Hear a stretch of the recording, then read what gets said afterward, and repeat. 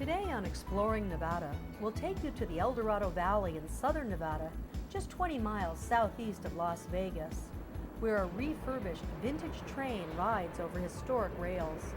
Today the train carries tourists, but in the 1930s, the cars hauled critical equipment and supplies to a nearby canyon, where the federal government was carrying out a public works project whose scale still staggers the imagination.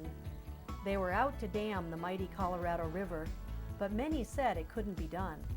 To pull it off, it took the brilliance of several hundred engineers, the courage of thousands of workers, and the railroad. Known as one of the major achievements of the modern world, Hoover Dam stands as an engineering marvel high above the water that divides Nevada and Arizona. With the completion of the dam in 1935, the need for the branch line gradually diminished. In 1985, the state of Nevada acquired the eastern portion of the Boulder Branch Line from the Union Pacific, and a new life for the historic railway emerged. Today, the dream is a reality as modern-day travelers climb aboard to ride the rails into this dramatic chapter in Nevada's history. We can turn this thing on, look. Oh man, that makes the air. See that? Now we can turn it off. Look at that. Makes more air. This is the horn. You want to blow the horn? No, you don't want to blow the horn. Can I blow the horn? Okay. Cover your ears, because it's going to be loud. That's pretty loud. That lets people know that the train is coming down the track. This is Clancy for the Nevada Department of Cultural Affairs, and today on Exploring Nevada, we're in Boulder City. Our host is Greg Corbin, who's with the Nevada State Railroad Museum here in Boulder City. And Greg, you have a wonderful name for this railroad. The Nevada Southern Railway. We're standing in the ex-Union Pacific rail yards, which served as a very important function during the construction of Hoover Dam in the 1930s.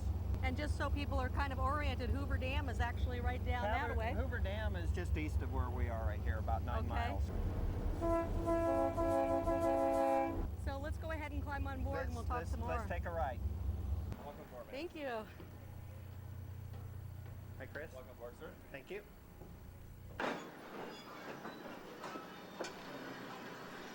Greg, is this where the depot was? Right here at the Boulder City Depot? We've got an old photograph of it. No, the original Boulder City Depot was clear down at the easternmost end of the Boulder City rail yards. Then we put this facility here for our passenger facility for the convenience of being closer to the street, getting the people in and out as we need to for boarding purposes and unloading purposes.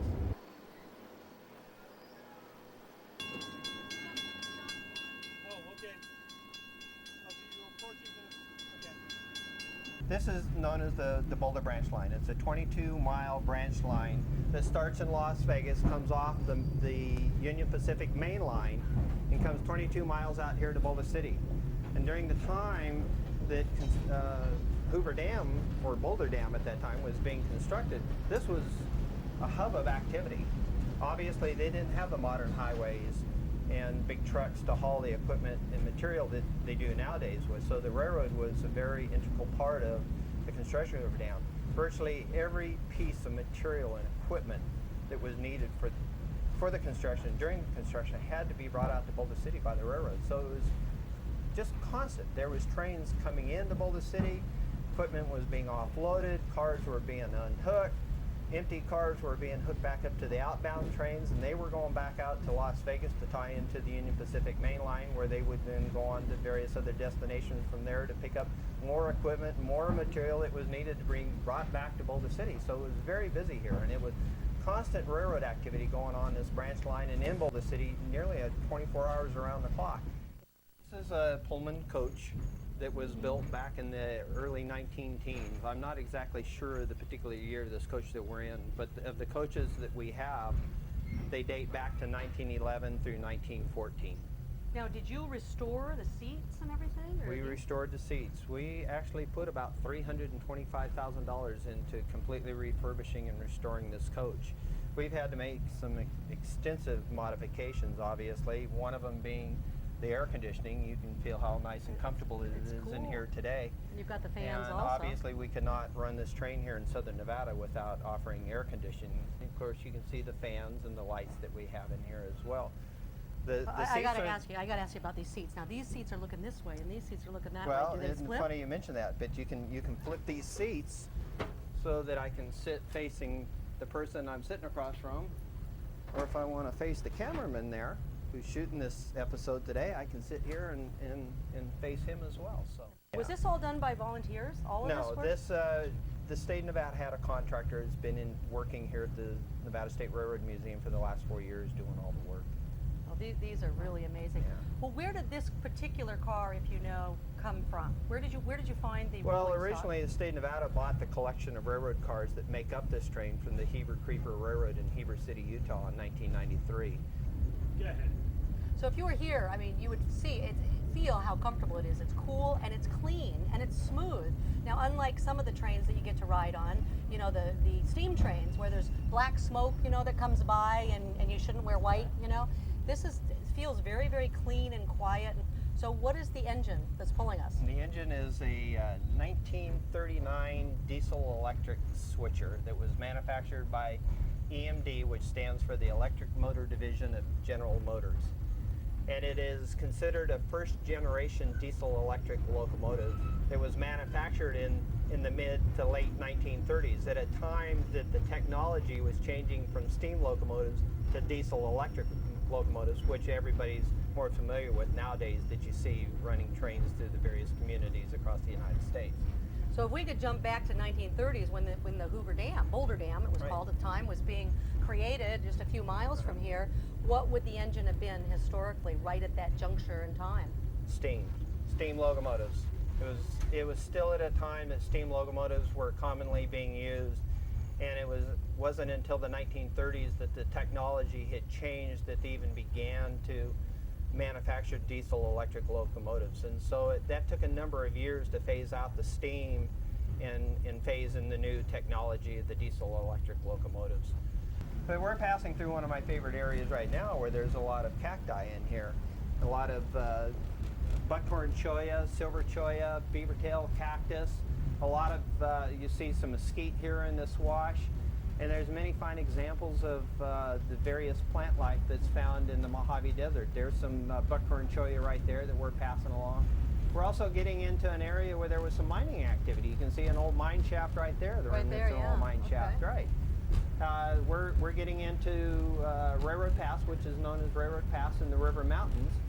And back in the early 1900s, when gold was being mined at Searchlight, miners came here to Railroad Pass in the search of gold. And there's several mine shafts in the pass area here that we're going through right now where the miners came searching for gold. And they thought they had struck gold. As it turns out, it was a worthless mineral called alunite. And so once they found out that it was not gold, the mining boom here didn't last very long. So let's fast forward up to today and Okay. go and talk to some of the people who are taking the ride today to find out what draws them here. We know what draws us, but what draws them? This is our open air coach. And Okay. this is, the people that are riding the train this morning, this is where many of them will be. So you're welcome to walk to this car. Our conductor this morning, Chris Cheeley, is on board with us. Volunteer with me for about 2 years now. So you're in charge of kind of making sure everything goes okay. I'm essentially the manager of the train. I give the train its direction. I make sure the passengers get on board safely with my car attendant and my engineer. Terrific. And you're a volunteer probably like everybody else. Yes, ma'am. So I see you've got your hands full and you have a train guy here. He's all dressed in his conductor outfit. All we can talk about is trains. He loves trains. And what about you? I didn't know a thing about trains until he educated me, and now this is our second time riding. On this train? Yes, Is it fun for you? it is, but mostly I do it for him because he's having such fun. It makes it fun for me. What do you love about trains? Why are you here I don't know, today? just like being a little kid again. You know, they wear train t-shirt. Oh, you on, got your- yeah. You know, just being young again. So when you're sitting here and the train's kind of moving along, what do you think about? Just get a little rush and, you know, be young again and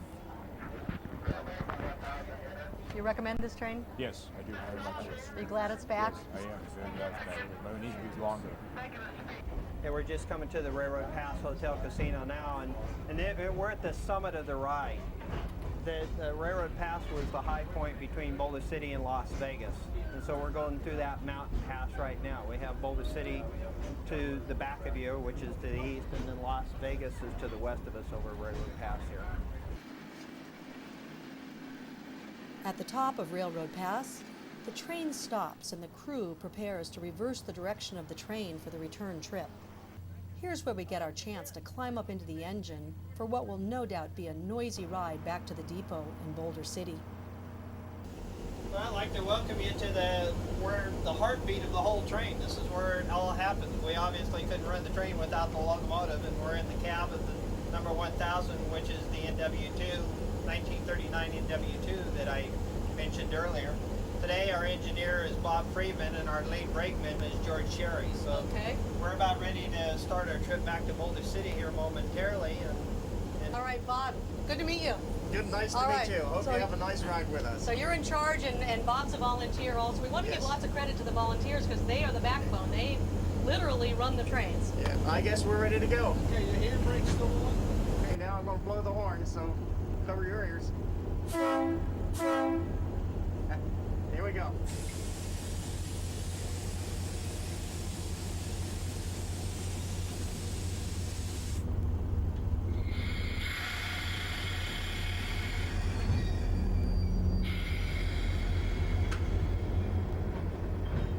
We're going to be coming down into the cut, and we're going to be coming then out and around and up the straightaway and back into Boulder City.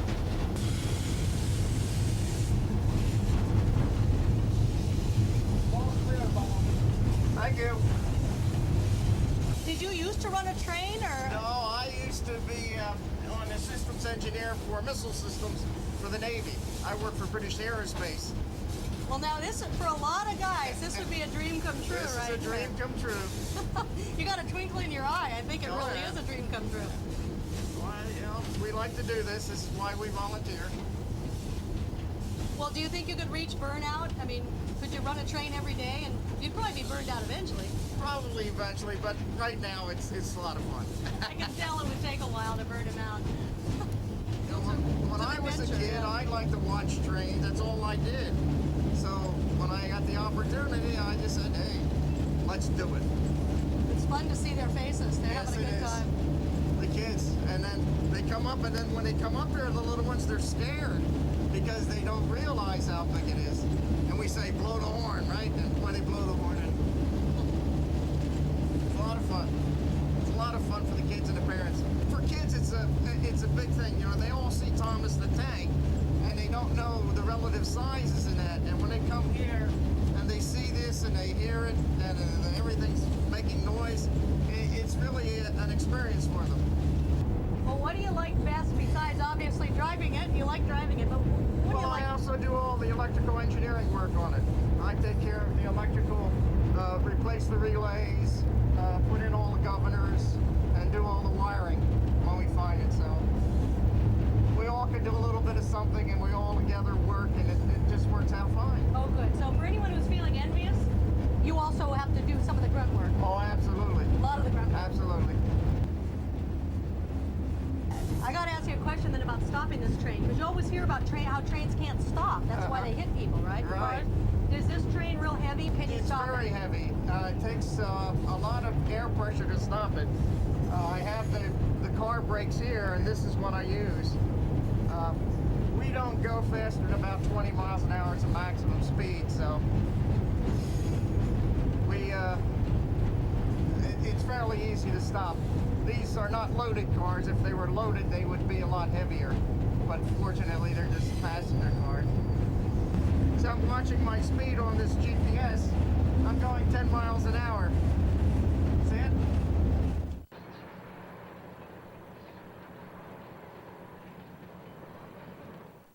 Bob Nyland, curator of history with the Nevada State Museum, offers us a glimpse into the dynamic relationship between this historic branch line and the construction of Hoover Dam back in the 1930s. When we really talk about this site where we're at with the facility here, we have to start with in September of 1930 when the initial, this is actually at the spike ceremony where the Secretary of Interior, Wilbur, was driving a silver spike. And of course it was the first step in building this gigantic project of building Hoover Dam. And then I have another shot that shows the track laying. The line was ready by 1931. And of course it was critical to have the line ready because materials had to be brought in and of course the equipment for this major undertaking. Of course they had to put cofferdams in there and divert through diversion tunnels the water around, and then they excavated the site to make sure that they had bedrock. But this was the first stage. There was actually 2 additional stages in the construction for the railroad that played a part. There was from this site at the summit or at the yards here, there was a government railroad that was built down, and then from the government rail, the 6 companies who was awarded the contract in early 1931, they were a group of Western construction companies, had also their railroad line, which was involved, as we can see here. This is their yards there at the gravel plant site. And when we talk about that, again, here's another shot of the tremendous amount of gravel that was needed to be brought. And of course they did a search. They looked for sites within about a 50-mile range, and they discovered that the best site was across the river in Arizona. And this next shot is really interesting. They built a trestle across the river into Arizona to bring the gravel. And we're talking about lots of gravel was needed to be brought over. And this is one of the cement plants. There was the high mix and the low mix site. And of course, that's where the gravel was brought back first to the plant to be sorted, and then it was brought on to the different mixing plants. And from then, when they mixed it, then they would make the concrete that was needed. And it was at that point that they were put into, here's another good shot that shows, you can see the gravel being brought to the sites of the different plants. There was the high mix, which was to help and take care of the high parts of the construction of the dam, because we're talking 726 feet high. And of course the low mix was down right on the river base there to provide for the low mix to take care of all the concrete that would be needed. And of course these were, once the concrete was mixed and made, then it was poured into huge, these containers that were 8 feet high and 6 feet wide that were for the cubic yards that went into constantly being moved to the dam site. Once they started pouring the concrete in the dam, it was something that once they started, it had to go around the clock, and they did not stop until they were completely done. So to make sure that they had everything that they needed during the construction, all the cement that was required to mix the concrete had to be here. They couldn't take a chance that there would be some natural disaster or national emergency that prevented the cement coming in. So they had to make sure that all the cement was stockpiled in Boulder City and the construction sites at the dam to make sure that they had everything that they needed in terms to be able to mix that concrete once they started pouring. So time was of the essence. Well, let's let people know that if they want to know more about the history of it, there's the Boulder Dam Hotel. Boulder that Dam has a Museum, right? Museum, in with the a hotel, museum, right? wonderful museum. All right, get these. So there's the ticket office where everybody can get their This is where they tickets. get the tickets. We had a small gift shop. And then the last building at the end of the depot platform here is our crew quarters, and this is where the train crew comes in, gets their train orders, and it's where they have lunch and take their breaks and get water and just rest in between runs. Back at the depot, the train doesn't rest for long. The volunteer crew welcomes a new group of passengers, and they're off again, leaving the depot temporarily quiet. What is it that really you guys are all about in terms of supporting this place? Well, absolutely. Everybody here is a volunteer and loves riding and running the trains, and that's the whole idea, is to get down here and have some experiences of life, enjoy things, and we enjoy working with the public and the kids, and we give a lot of kids their first train rides, and it's just a great thing to do. Well, without volunteers, literally this place wouldn't run. That's absolutely correct. So are you looking for more volunteers? Always. And we're a part of a national organization called the Southern Nevada chapter of the National Railway Historical Society. And we're part of the national group. This is our chapter here. We also run trains at Opportunity Village, and several of our members actually go up to Ely and operate in Ely. Okay. So we're quite a train organization. And the trains leave on time. We try to run an on-time railroad here. And the trip lasts about 45 minutes right now, and eventually that will expand. Okay, terrific. So if people want to ride a train, this is the place to go. Come on and- down.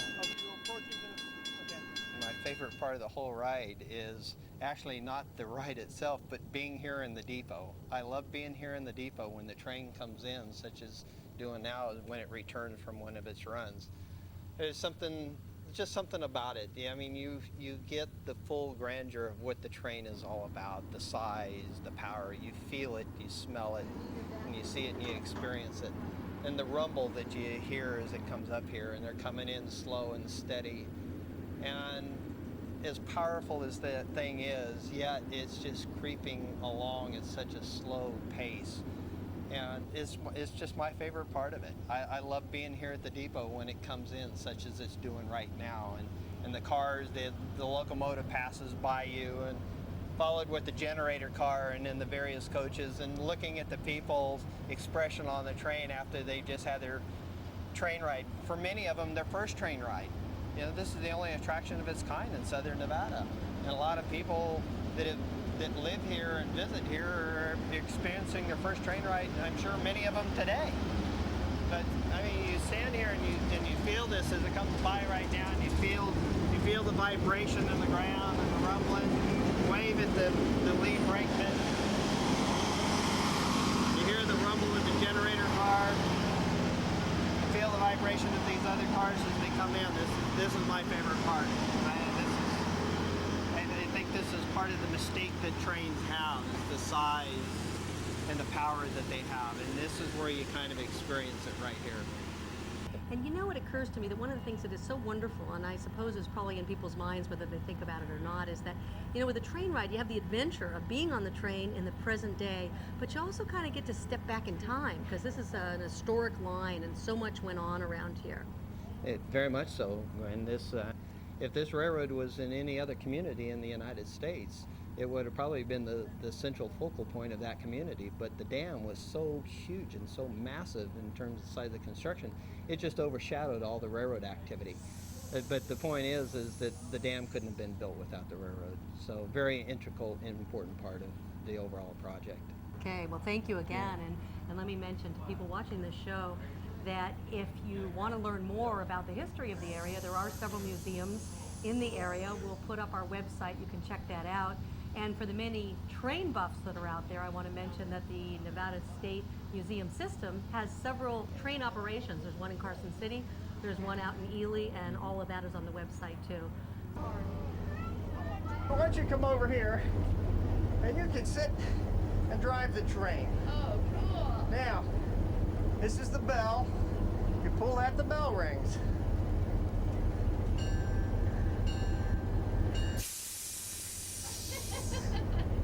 Oh, Grandma knows how to run this train. Grandma, so we'll yeah. let her alone over there.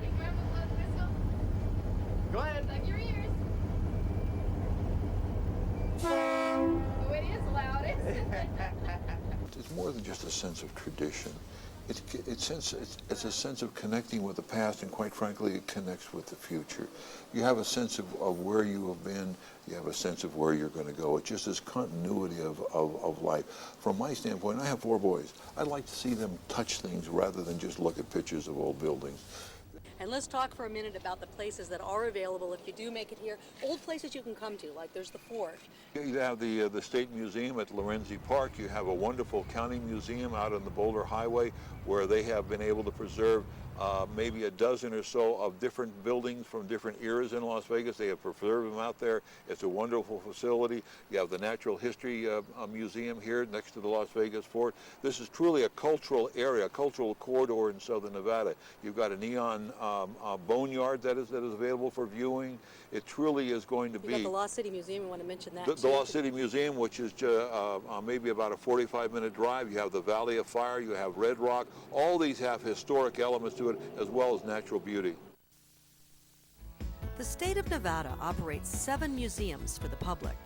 The Nevada Historical Society in Reno, the State Museum and the Railroad Museum, both in Carson City, the East Ely Depot Museum, Lost City Museum at Lake Mead, the State Museum and Historical Society in Las Vegas, and the Nevada State Railroad Museum in Boulder City.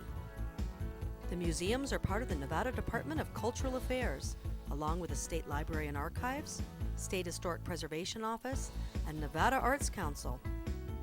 For more information, please visit nevadaculture.org or contact the Nevada Department of Cultural Affairs at 775-687-8323. And see you next time on Exploring Nevada.